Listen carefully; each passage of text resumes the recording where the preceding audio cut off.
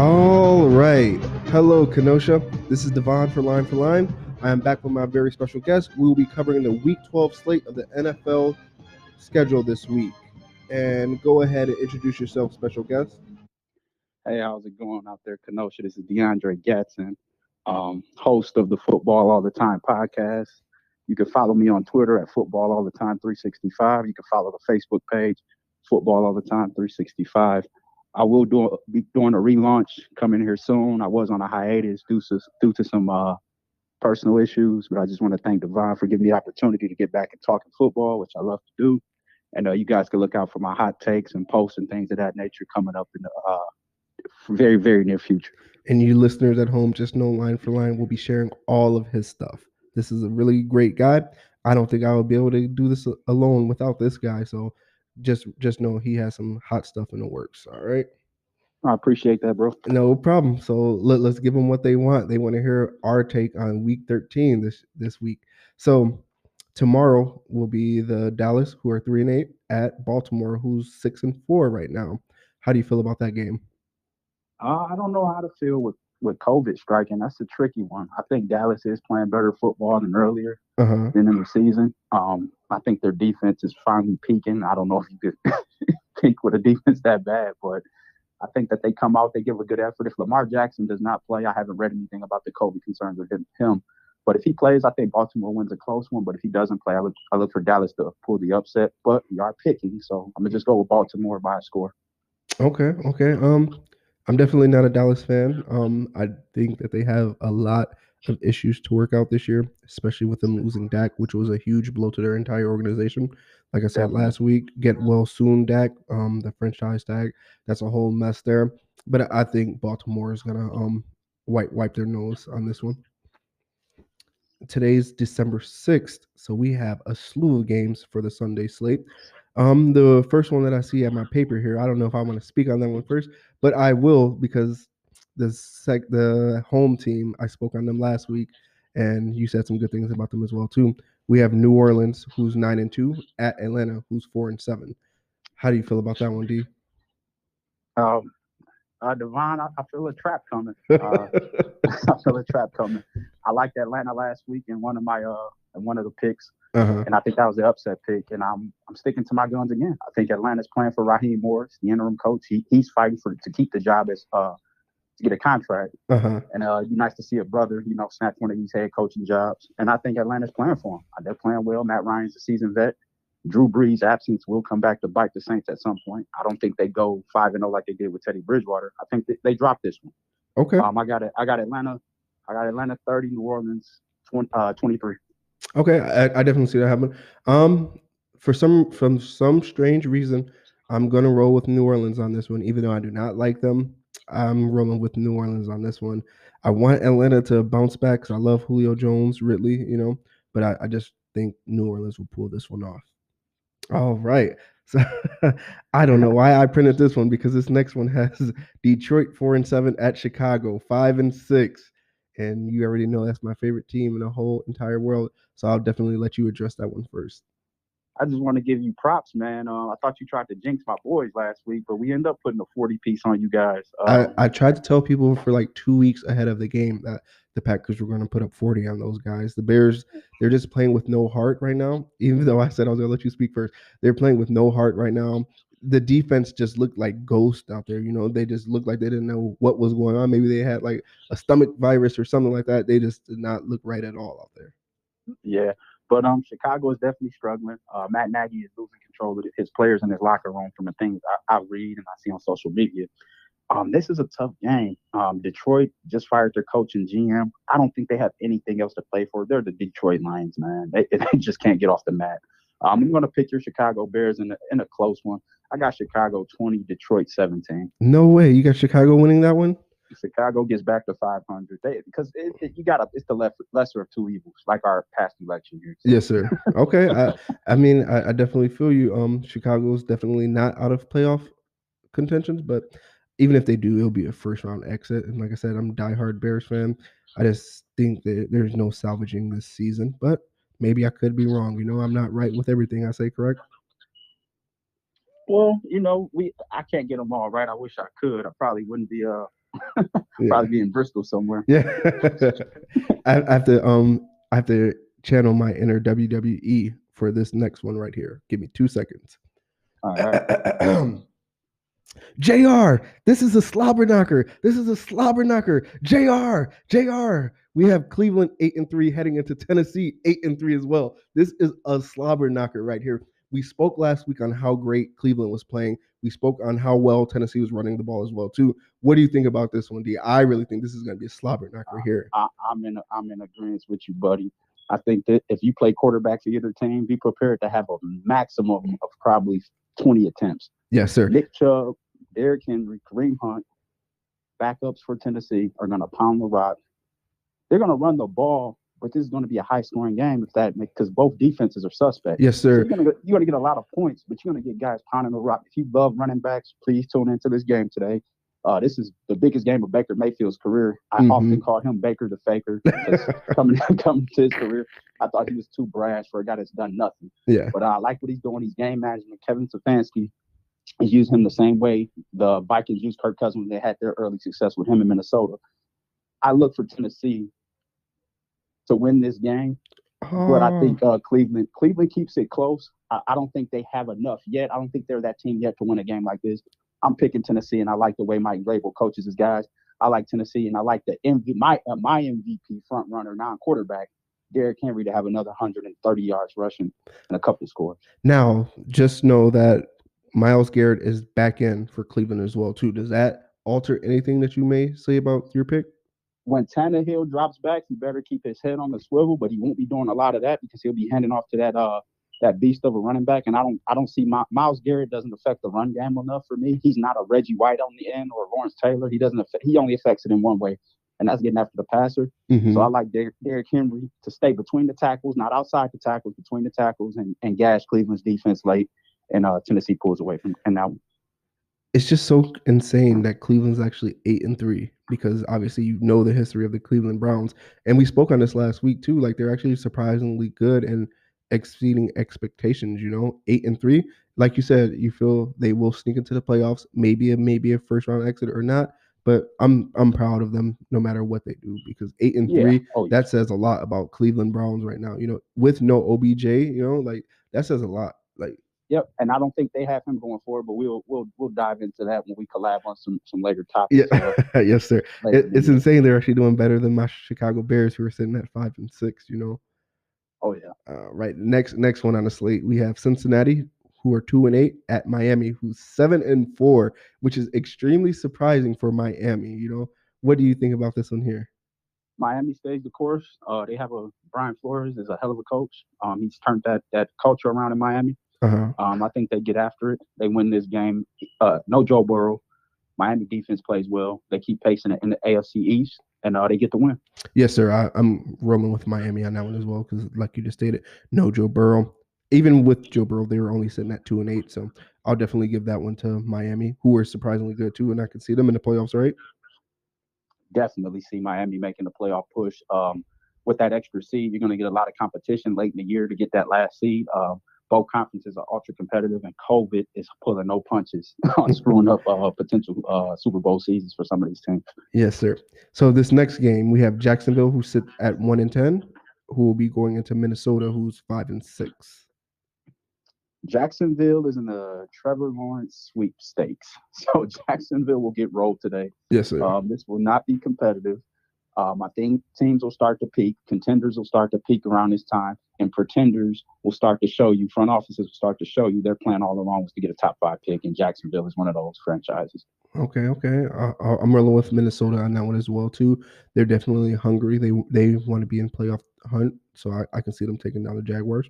Now this next one, I'm going to pick this one as my upset of the day because we have Las Vegas at 6-5 heading into New York 0-11.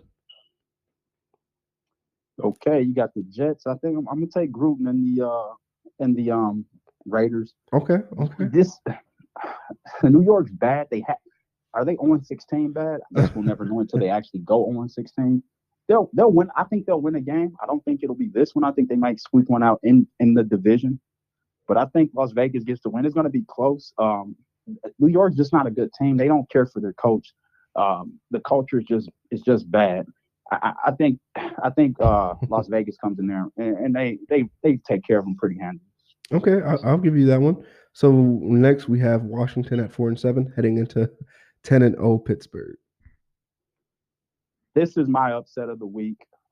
Pittsburgh is on upset alert, coming off a very short week, playing bad football at Baltimore. I think that carries over into today. Washington has the momentum, the rest coming off the big win in Dallas. Look for Washington to get the win at Pittsburgh today. Okay. Oh wow! Wow. Coach.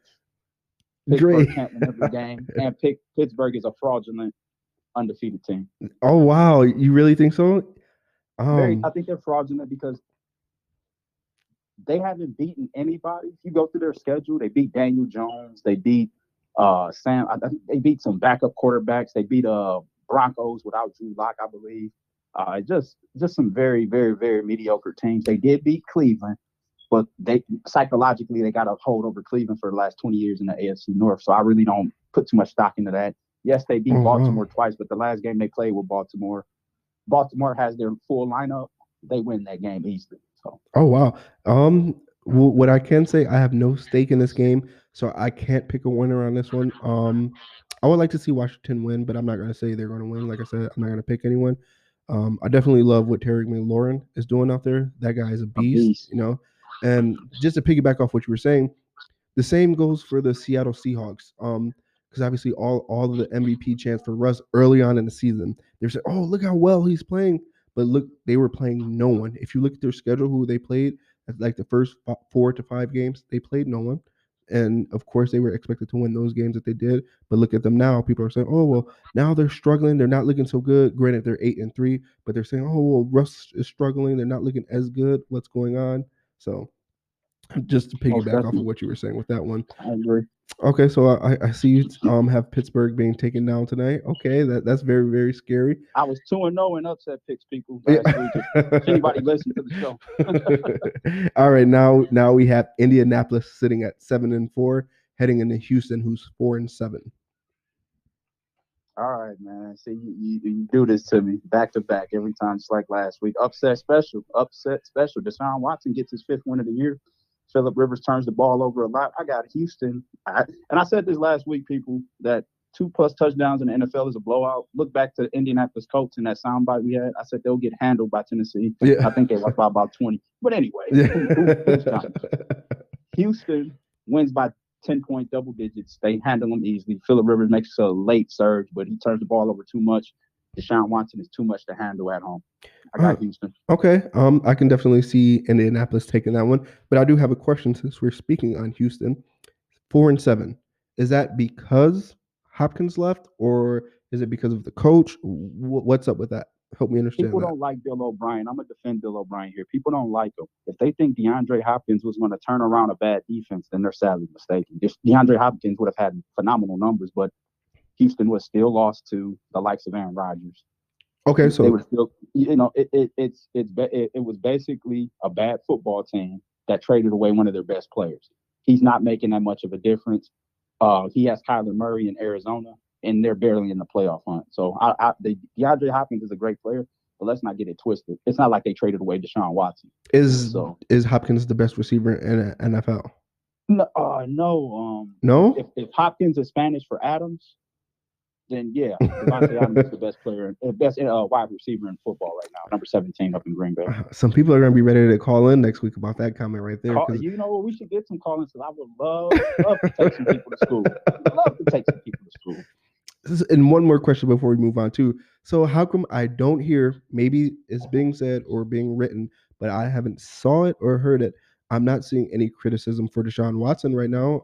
If this was Trubisky, because I'm just saying this because they always want to put Trubisky in that Mahomes, Deshaun Watson category. Why is Watson not receiving any criticism for his team being 4-7 and struggling? Just help me understand that.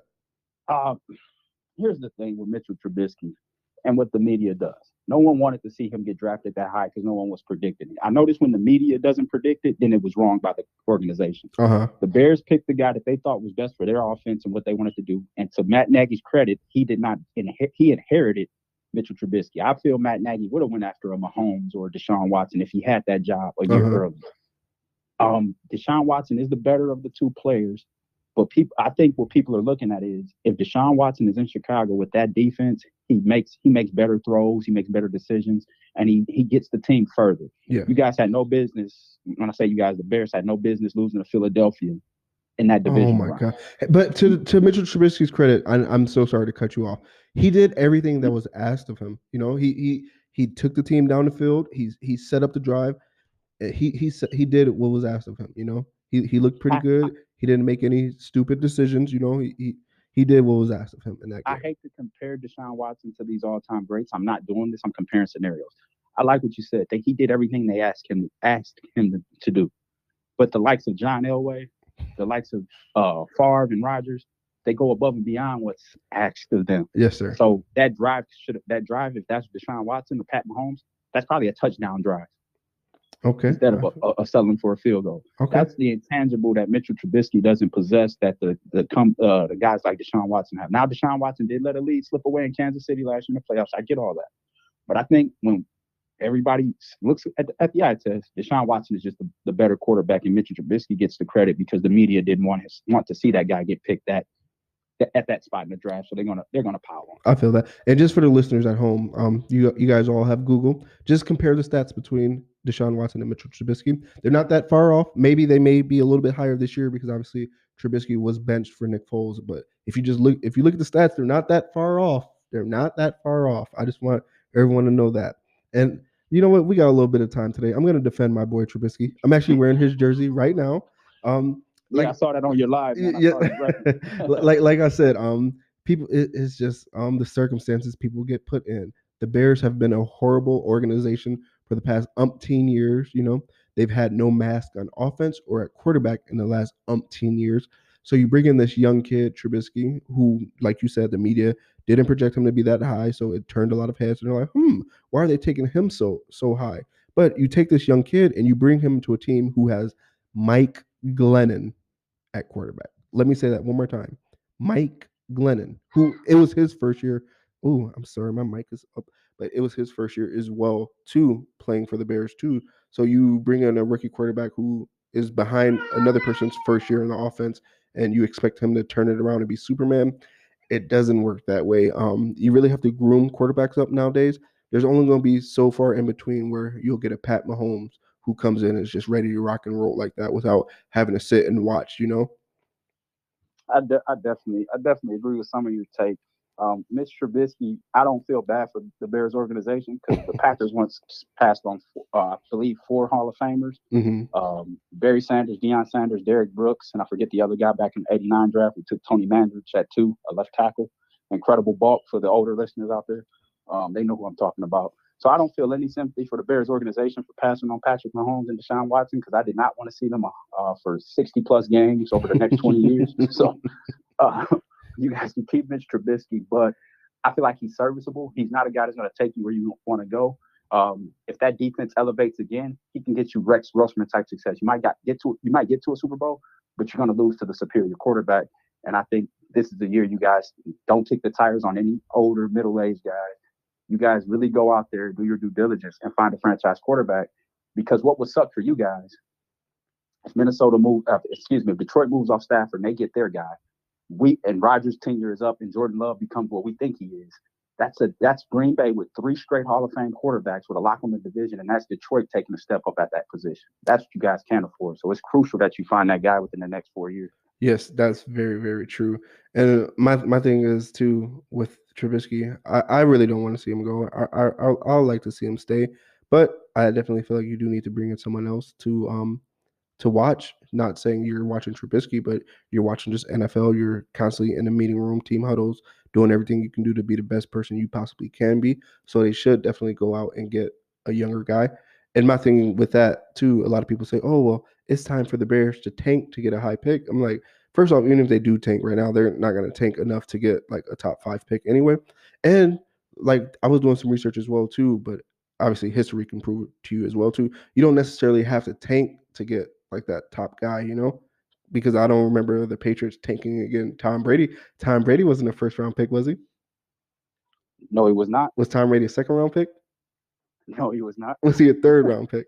No, he was not. Okay, I'm just trying to put that out there too, because like you can find a hidden gem wherever, it's just If Dallas wants to move off Dak, you guys should take a plunge. I like Dak. I think I covered that last week. Remember, I told Yeah. my guy who's a big Cowboys fan, I would not mind seeing Dak there.